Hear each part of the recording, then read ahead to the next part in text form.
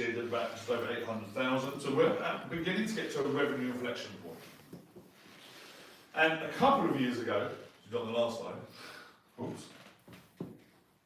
A couple of years ago, we had a game-changing situation where we were able to sign publishing deals with Warner Publishing, Universal Publishing, and B&G, and that unlocked the catalogue, the meaningful catalogue. However small we are, when you're a content creator and you find us online and we promise you commercial music, you think we're Spotify, and you think we have 50,000 employees and we're worth $2 billion, and people get back. You go, no, you can't have it. Anyway, okay, it's like stock imagery, right? It's just, it's a decent solution, it'll do. It's not great. No one woke up in the morning and thought, you know what's going to make my content fly? Track 6 on Indie Rock 3 from Music Bed, right? You wake up and you think about the artists you know and love, and you go, I want to put that fucking song in my fucking video and make it fly. These companies only offer stock music. And they're in the tens of thousands, not the millions that we have from the biggest labels and artists in the world. And one of them, on 40,000 stock music tracks, has already achieved a $1.4 billion valuation. $450 million raised at $1.4 billion in 2021. And when you compare it to the landscape, you'll see we all have stock music. I have stock music because it does things quite well that commercial music doesn't. If I want my video to sound like Pirates of the Caribbean, I'm not going to go to Ed Sheeran. I need a film score catalogue, and that exists in stock music. So we all have stock music. I'm the only one that has famous music. Not only do we have famous music, but when you see their catalogue sizes, they have millions of famous songs. We are competitive with them on a monthly basis in terms of the monthly fees. We all keep your ad revenue safe. We all keep you safe on YouTube. And we all have an enterprise offering, which I'll come on to shortly very, very quickly. We are the youngest of all of them. We've had the smallest amount of funding to date. Look at Epidemic, $508 million of funding. We have the smallest team and the lowest valuation, but our ceiling is immensely high. As a and the most amazing founder. Thank you very much.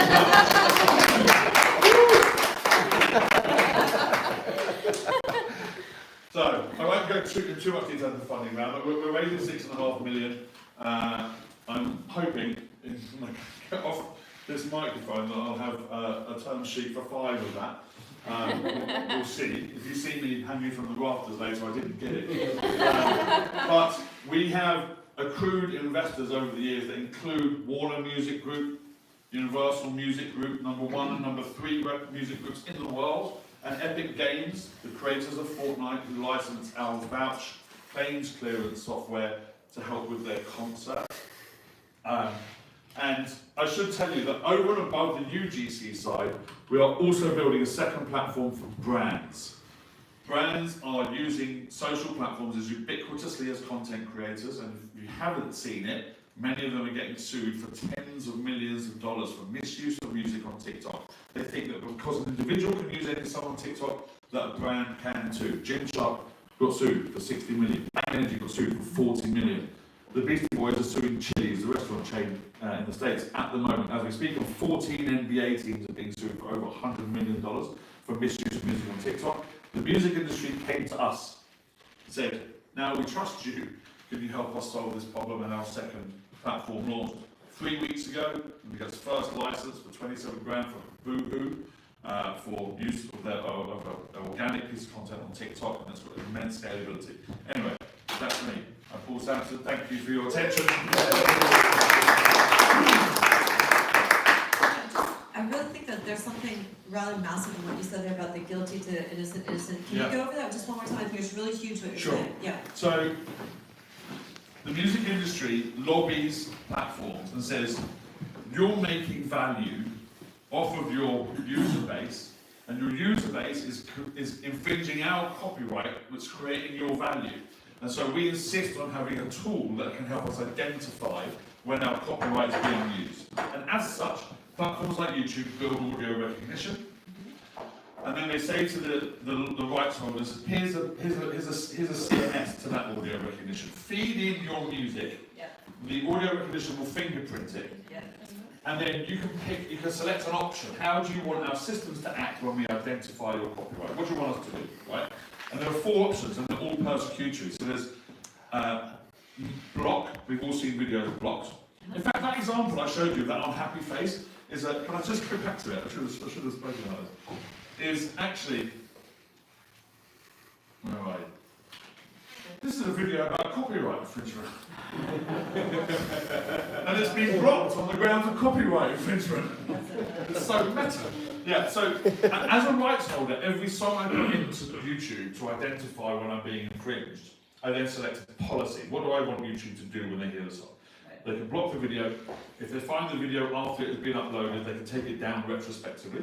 They can track the video, which means notify me about it and I'll manually make a decision later in the day. But 98% of the world's music is set to a policy called monetize, which means leave the video up. But because it includes an infringement of my copyright, any revenue generated from that video comes to me, the infringed party. And those are the only options. And so the unintended consequence of the music industry wanting greater visibility over its copyright on the social platforms was that it precluded itself from working with the only valuable demographic on YouTube. 90% of all views on YouTube come from 3% of channels. And the top 8% of channels on YouTube earn money. So if you're earning money from YouTube as a music rights holder, you're earning from Paul and Mark and Julie with our 100 views. Well done. What a win. Right? But Mr. Beast, who can pay you $10,000 a song, is actively avoiding your music because you're going to steal $4 million a video from him because he used 5 seconds of Dua Lipa. It's not going to work. And the people that suffer are the artists and the songwriters, right? And the creators of the music, because the music industry is not evolved enough to be able to tap into these untapped revenue sources. Everything we do at it is about 3 things. The future of all revenue sources for the music industry will be micro-licensing, that will require a new grant of rights, and then it will have to be enabled by proprietary technology. Yes. And where I see those 3 things and an opportunity, we build it. Right. It's why we built the UGC thing, it's why we're building the brand thing. We've already built a beta for the metaverse, for background music in the metaverse. You walk into Zara, there's music playing, right? Yep. There's no grant for the rights to be done in the metaverse, where the customers might be from 200 countries, and we're building that as well. Yep. So you said that the music industry is just not evolved, but it's actually worse than that, because there may even be some people that are quite evolved and they're having a little chat saying, how long is it going to be until they kind of aggregate the resources to do a class action lawsuit against us? Because they're stealing the rights, right? Yeah. So and that's why the over-the-top platforms all emerged, which then have a much more beneficial business model, except that they're organizing the economics, but in their favor. And so the big opportunity for the incumbents would be if they can understand that they have to adopt the same organized economics, include the data, digital entrepreneurs, rights holders, but they can't see it. It's why the traditional incumbents can't see that. So what is the best way to bop them over the head and to say, you know what? Actually, your ship is going down, my friend. Yeah, you know? it's really and I am here to help you. It's difficult. Like I said, it took me 6 years to get those contracts in place, and I had so many arguments with so many idiots in so many dark boardrooms where we had to bat them over the head with data. The truth is, it's data. Right? Yeah. I can make as many intuitive arguments as I want. I have to be able to back it up with data. And like I said, they will get in their own way. There were things like, I'll give you a perfect example. The head of business development of Warner, 4 years before we closed the agreement, in my first meeting, he basically said to me, Paul, I'm head of new revenue streams, right? But no one knows I work here. I'm under the radar. Spotify at that point didn't have a deal in India, but Spotify exists. If I license Warner's catalogue to Spotify India, I get my bonus, and I go home, and my head's not above the parapet. Right. If I turn to my bosses and say, we should take this risk on this new media thing that Paul's come up with, and I license you, and it doesn't work out, I get fired. Bye-bye. Right. And he went and did the India deal. I had to wait 3 years before we could get back in that room and do that. So that's what's, Okay. yeah. So let me, another set of questions. There's like 3 versions of the future. One version is just that it'll, all of these platforms, the Apple, Amazon, Meta, Yeah. Facebook, they take over every industry, right? Yeah. The second version of the future is, I guess, that companies like Lyft and all the other ones that bring the revenue to the incumbents that you guys are completely underestimated. I wonder if it's a conflict if I invest in you. Now they're competing with us. Okay. So YouTube, I think we'll get to is YouTube does have a competitive product on platform, but it's so hard to do what we've done Yeah. that YouTube's catalogue is a third of our size. Wow. And it doesn't have any of the major labels or publishers. And the truth of the matter is what content creators want, I didn't show you the platform, but you can license a song for use on your YouTube video or your Instagram video or your Facebook. People want multi-platform licensing in one place. They don't have to go and get it from YouTube and then get it again on TikTok and then get it again on Instagram, right? They're about 500,000 tracks. They have just independents. They don't have Universal. They don't have Warner. They don't have Sony, and they won't get them. I won't go into why. I can talk to you afterwards about it. It's really, really complicated.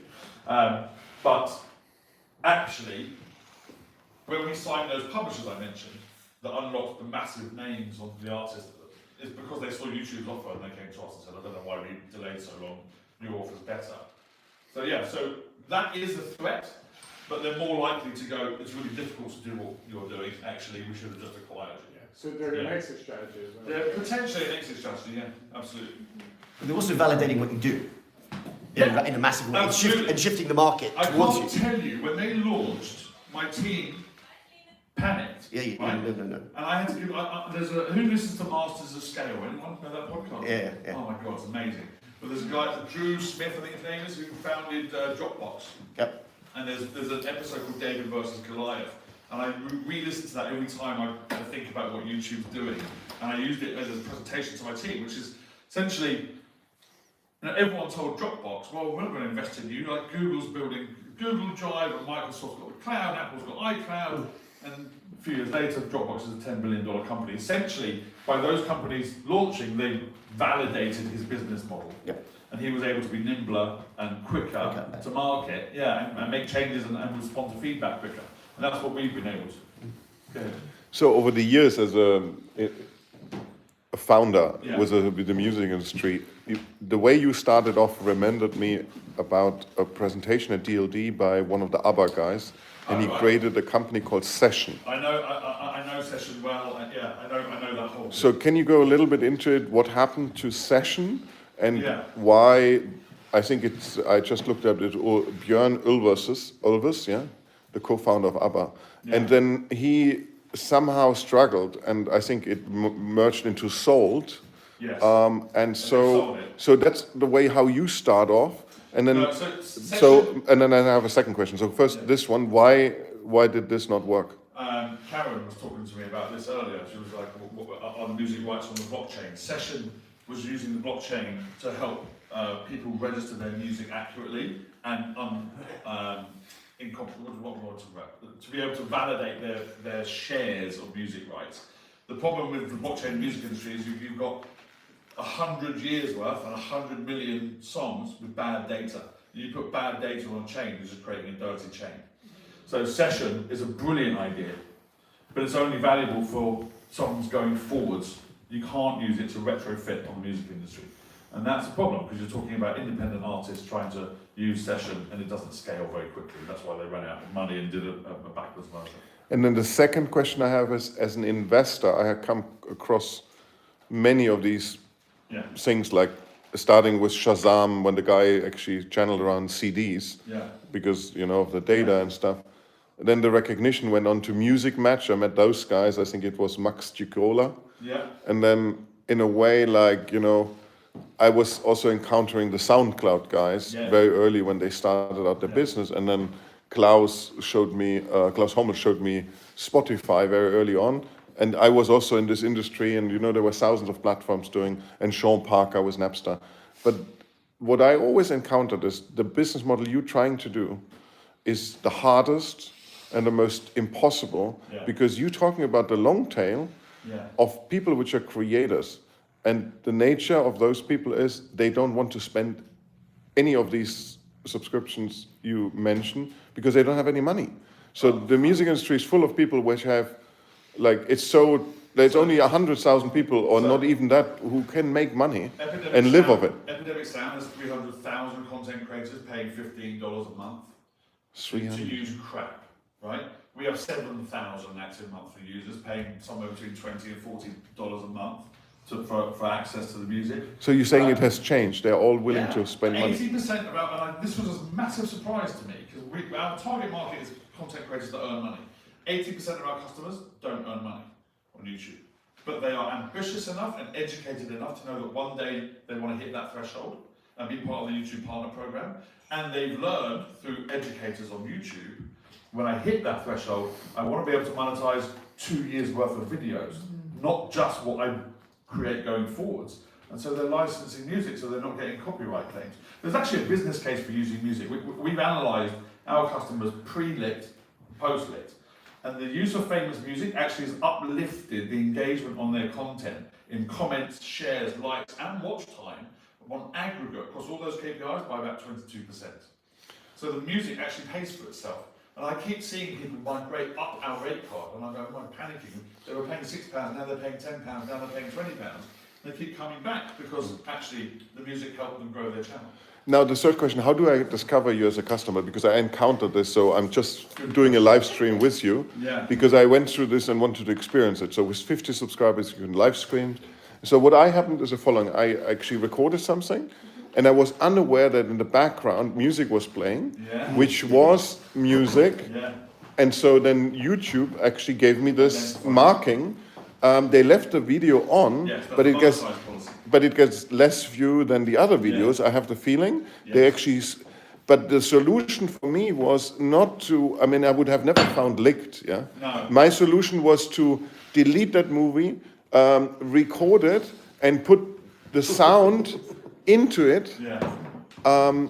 Yeah. As the it existed, you know. You could have disputed that because it's an ephemeral use. You didn't put the music in the video; it's in the background of the space that you. Oh, we do that later so after that's this. under fair use. But yes, you could have just gone to it to get a license for the song if we have it, and then it would have cleared your copyright claim. No, but the song's license exists inside YouTube because Yeah. you can find that Right. as a. Okay. So I mean so you have an edge case where there's music which is not in YouTube to play essentially in the song. You can use any song you want on YouTube, Okay. and your video will play as long as you're happy not to earn from the video.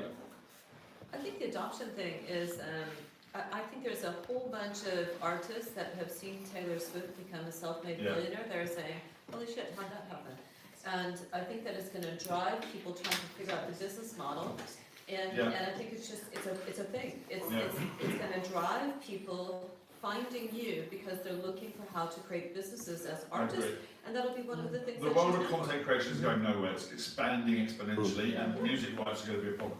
You had a sorry. Yes, thank you. So, first of all, great presentation. Yes. Thank you, mate. Yes. So, there was everything. There was salt, there was pepper, there was... This is all lemon juice. I'm putting him live I on wanted to YouTube. ask you two questions. Yeah. Because I was also involved in the past with partial identification of songs on Okay. blockchain project. I was actually advising another project. And do you guys have a plan to, for example, if say somebody has a short of like 10 seconds and they use 2 songs, like 5 seconds, 5 seconds, do they pay fractionally? Or is that even possible? Like, do you have a plan for that? Because that's like, for example, in platforms like TikTok and Shorts in YouTube and so on, this is what happens. Yeah. Does it make sense for them to play the whole song? Second question. For AI created content that Yes. is basically blowing up in terms of sound, music, whatever. Do you have any plans to partner with like guys like Suno or stuff like that?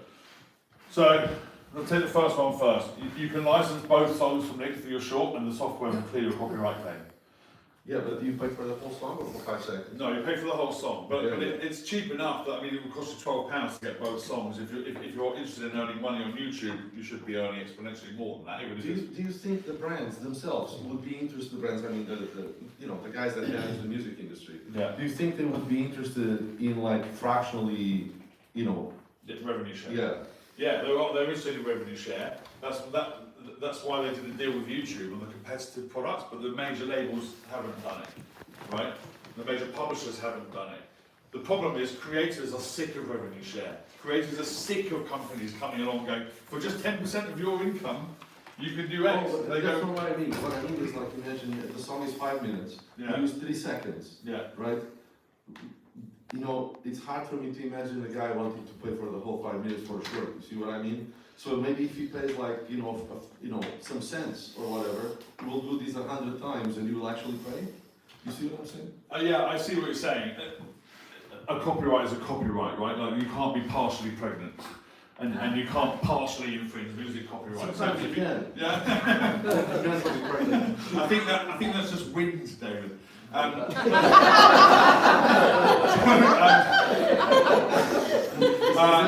If you want to license the copyright, you have to pay for the copyright. What you use of the copyright is then up to you, right? Yeah. That's the position. But the do you music think industry that's will take. some way that the industry can do it? Possibly like musical memes you're talking about, right? Just Yeah. clips. There are some solutions like that out there, but the real problem on short form vertical video is in the brand space, and that's what we're solving with the other platform. Okay. What was the AI piece? Yeah. I'm not concerned about AI music generation, right? Generative music AI, it being a problem for us, because one thing that it will never be able to do is evoke nostalgia, right? A new song generated by Suno might be good, but the moment you tell me you did it with a one-word prompt or a one-sentence prompt, it loses all its value to me. Now, it might achieve an effect in a video, but it's not going to create the engagement with the audience where you say, I remember where I was, or a football creator that used the song that was in the menu of FIFA 15, right? So I think they'll live alongside each other. I think AI will be really good for shortening and making the production process of music more efficient. But I don't see it taking over what people want to use in content for a long time. Cheers. Thank you. Paul, tell us about your I inflection. thought she's not moving her lips. We're stereophonic. Sorry. Yeah, your inflection point there. Yeah. You know, tell us a little bit about it, and then you said something about how you upscale or monetize differently from very prolific big creators. creators pay Yeah, more. how does that business model work? So when you create an account with Lit, you OAuth into Lit through Google, through YouTube, right? And we ingest all of your channel data. Alright. So we look at your last 50 videos and we create the algorithm that we've created. It says, I'm going to create an average video viewership for you. Take your last 50 videos, I'll take out the outliers, right? And the top 3 and the bottom 3 will aggregate the last 44. And we'll see how many views on average you're getting per video. If that lies between 0 and 50,000 views, you pay £6. If you're averaging over 200 million views, you pay £10,000. Right? And as your channel grows, each time you log in, it recalculates you. And if over 6 months you've grown, then it says, hey, if you're going to use that song again, it's going to cost you £10 or £15. But you're earning more. And so it grows with you, right? With your ability to pay. What was the second question? About the inflection point. The revenue inflection point. Yeah. So a couple of things. Fortnite started doing concerts in game, and then they have of the 400, 600 million gamers on Fortnite. There's a small, about 50,000 of them that are also content creators, and Fortnite has a revenue relationship with them. They're affiliates, they're partners, right? And they say, hey, here's a new part of the game, or here's a new skin or emote. Can you stream it on your YouTube channel? And then the masses will watch, engage, and adopt. When they asked them to do that around the concerts, they all got demonetised because the content was full of music. Fortnite compared to YouTube, YouTube said it's not us, it's how the music industry uses our software, but you should go and meet Lit because they built Vouch. And so Fortnite licenses Vouch from me, right? Did you see that happening, or you just No, I had no clue whatsoever. Third party, but it makes sense, right? Yeah. But also, the catalogue took off at the same time. So I have so much data on missed searches. I have 5 million searches a year for things we can't meet for Beyonce, right? Or the artists we don't have. When I was able to go to the music industry and say, here's 40 artists, here's our average license fee across our user base, and here's how many times they'll search for, I can make a revenue case to them, right? So when we unlock... I want to switch off the live channel.